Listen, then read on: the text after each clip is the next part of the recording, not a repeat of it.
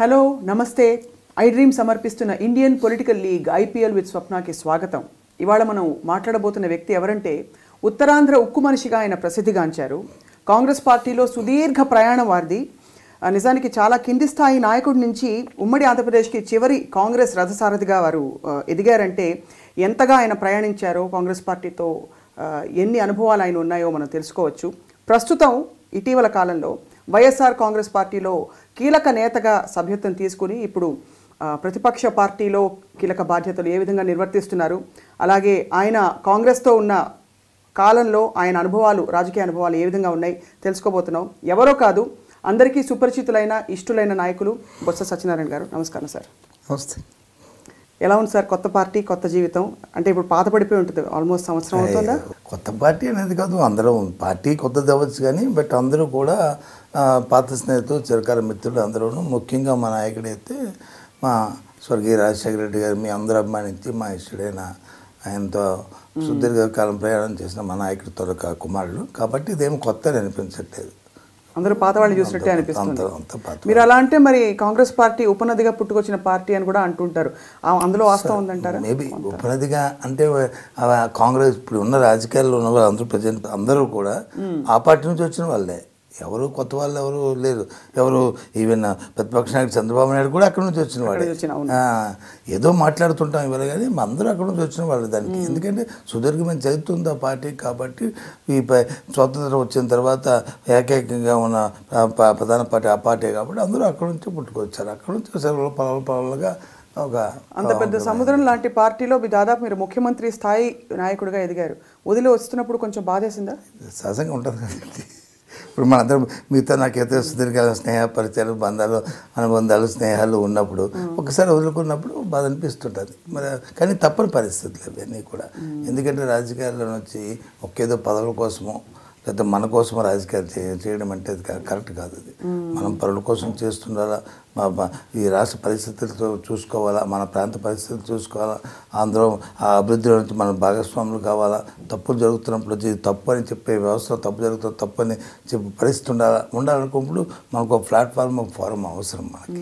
ఇది వ్యక్తిగతంగా చెప్తామంటే అది వేరు. సరే, ఈ మధ్యకాలంలో వస్తున్న వాళ్ళు ఒకరిద్దరు వస్తుంటారు, అవన్నీ అంటే వాళ్ళకున్న బ్యాక్గ్రౌండ్ ప్రకారం వాళ్ళు ఉంటారు. కానీ మాలాంటి వాళ్ళకి మాత్రం ఒక రాజకీయాల్లో అంటే ఒక ప్లాట్ఫామ్ అవసరం. రాజకీయం అంటే ఏదో పదవే కాదు రాజకీయం. అది అవసరం ఉన్నప్పుడు వచ్చి మన గొంతు వినిపించడం, జరుగుతున్న అన్యాయాన్ని వచ్చి అడ్డుకోవడం, అభివృద్ధి జరుగుతుంది ఇంకా ప్రోత్సహించు, దాంతోపాటు పయనిస్తున్నాం చేస్తుంటే అది రాజకీయాలు తప్ప ఇది కాదు. So that's why. ఇప్పుడు కాంగ్రెస్ పార్టీ దాదాపు లేనట్టే అనుకోవాలండి ఆంధ్రప్రదేశ్లో.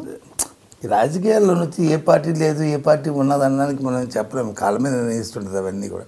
ప్రస్తుత పరిస్థితుల్లో కాంగ్రెస్ పరిస్థితులు జరిగిన కాలమరణాల వల్ల అయితే కొందరు చేసిన పరిస్థితుల వల్ల వాళ్ళ బాధ్యత పార్టీ బాధ్యత వహించింది. ఆ పార్టీ దానికి మరి కొంత అనుభవించక తప్పదారు. ఇప్పుడు వైఎస్ఆర్ కాంగ్రెస్ పార్టీలో మీరు కంఫర్టబుల్గా ఉన్నారా? సేమ్ ఎందుకు కంఫర్టబుల్ అనేది అంటే హ్యాపీగా ఉన్నారా? సంతోషం? అది చాలా ఇది ఎప్పుడు కూడా మన హ్యాపీనెస్ లేకపోతే మన తాలూకా వరీస్ అన్నీ కూడా పాజిటివ్ నెగిటివ్ అంతా కూడా మన మైండ్ సెట్ పైన ఆధారపడి ఉంటుంది. జాతీయ పార్టీలో ఉండేటి వచ్చి ప్రాంతీయ పార్టీలో ఉంటాం. ప్రాంతీయ పార్టీలో నాయకుడు ఒక్కరే ఉంటారు. ఆ నాయకుడి కింద అందరం కూడా పనిచేస్తాం.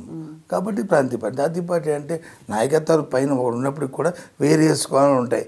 ఒకరితో నచ్చకపోతే ఇంకొకరితో వెళ్ళి మన తాలూకా ఇవన్నీ డిస్కషన్లు అవన్నీ చేసుకోవడం ఉంటుంది. కానీ ప్రాంతీయ పార్టీ కాబట్టి మనం ప్రాంతీయ పార్టీ మన నాయకుడితో ఆలోచన, అభిప్రాయం, పాలసీ దాని ప్రకారం మనం పయనిస్తుంటే మనకు ఆటోమేటిక్గా కంఫర్ట్గా ఉంటుంది. కాదు నేనేదో ఇంతకుముందు వచ్చి మా తాతలు వచ్చి అందరూ పెద్ద నేతలు సామెత చెప్పినట్టు నేతలు తాగారు కాబట్టి అంటే కాదు, కరెక్ట్ కాదు. నేను ఇంతకుముందు చేయొచ్చు మేబీ. అప్పుడు ఆ పార్టీ పాలసీలు అవి, ఆ పార్టీ కార్యక్రమాలు అవి. ఇప్పుడు ఈ పార్టీ తీసుకుంటున్న ప్రయారిటీస్ ఇవి. ఆ ప్రయారిటీస్ ప్రకారం మనం ముందుకెళ్తుంటుంటే ఆటోమేటిక్గా మన మైండ్ సెట్ అవుతుంది. కానీ ఎప్పుడు రాజశేఖర రెడ్డి గారి సమకాలీకులు అంటే మీరు ఆయనతో కలిసి పనిచేశారు కాబట్టి అంత దగ్గరగా వాళ్ళ అబ్బాయి కుమారుడు చిన్నపిల్లవాడు అని అలాంటి భావన ఎప్పుడు కలగలేదు? అంటే నాయకుడు, మీ నాయకుడు మీకు అంటే వయసులో చిన్న పెద్ద అనేది ఉండదు. చిన్న పెద్ద అని అనుకుంటే అంటే ఇఫ్ యూ డోంట్ మైండ్ ఏమనుకోవద్దు దయచేసి. అంటే చూసేవాళ్ళు కూడా ఏమనుకుంటారు. నేను 99లో ఎంపీ అయ్యాను. అంతకుముందు సోనియా గాంధీ గారు వచ్చి పార్టీ ప్రెసిడెంట్ అయ్యారు. ఫస్ట్ టైం 99లో వారు కూడా ఎంపీ అయ్యారు. నాకు ఆ సభలో నాకు అవకాశం వచ్చింది కూడా ఉన్నప్పుడు. అలా అని చెప్పి నేను వచ్చి సోనియా గాంధీ గారికి సమకాలికి నేను వచ్చి అమ్మమ్మ రాహుల్ గాంధీ లీడరా అని అంటే వాట్ ఇస్ దిస్, అది కరెక్ట్ కాదు, తప్పది. అసలు ఆలోచన అభిప్రాయం మనకు రావడం అనేది తప్పది. జగన్మోహన్ రెడ్డి గారు ఈ పార్టీ నాయకుడు, ఆయన స్థాపించిన పార్టీ, నాన్నగారు లెగసీ, నాన్నగారు తాలూకా కార్యక్రమాల మీద, ఆయన ఆలోచన మీద, ఆయన పేరు మీద పార్టీ పెట్టిన పార్టీ అది. ఆయన నాయకత్వంలో మనం జాయిన్ అయ్యాం అందులో. దాంట్లో ఏం లేదు. నా పేరు డొక్కా మాణిక్యవర ప్రసాద్. నేను 2009-14 మధ్య ఈ రాష్ట్రానికి, ఉమ్మడి రాష్ట్రానికి మంత్రిగా చేశాను. అంతకుముందు 2004-9 మధ్య ఎమ్మెల్యేగా చేశాను. తాడికొండ నియోజకవర్గాన్ని రిప్రజెంట్ చేశాను.